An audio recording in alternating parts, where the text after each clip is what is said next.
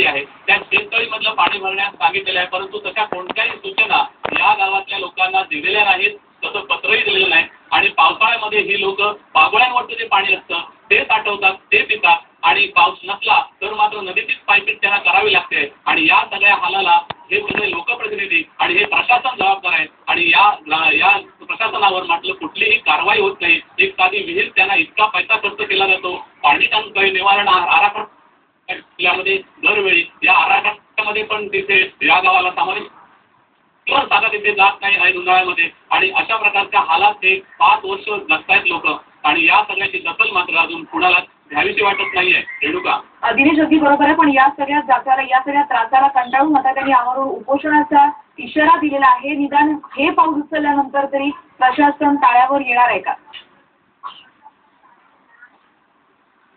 रेणुका, नक्कीच त्यांना हा आमरण उपोषणाचा मार्ग पत्करावा लागेल, कारण एक तिथे जी वस्ती आहे ही जरी फारशी नसली तरी जवळपास 150-200 लोक तिथे राहतात आणि नाही म्हटलं तरी 60-70 मतं तिथे आहेत.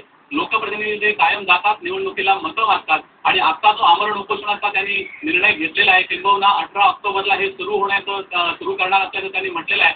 वेळ आहे, प्रशासनाकडे अवधी आहे. या सगळ्या कालावधीत जर त्यांनी विहीर उपलब्ध करून दिली तर कदाचित या लोकांचा निर्णय बदलू शकेल. नाहीतर मात्र जोपर्यंत विहीर मिळत नाही ते उपलब्ध करून तोपर्यंत हे लोक आमरण उपोषण सुरू ठेवणार आहेत असंच आपल्याला कळतंय. रेणुका, धन्यवाद. या सगळ्या माहितीबद्दल. आपण बघतोय रत्नागिरीच्या या गावाची भीषण समस्या आहे. गेली 5 वर्ष त्यांना त्यांच्या हक्काचं पाणी मिळत नाहीये, कारण 2005 मध्ये जे थैमान होतं पावसाचं त्यामध्ये त्यांची एकमेव सार्वजनिक विहीर कोसळून वाहून गेलेली आहे. पुण्यात रस्त्यांच्या समस्येकडे रस्ते खराब पण टोल वसूल इतके आहेत.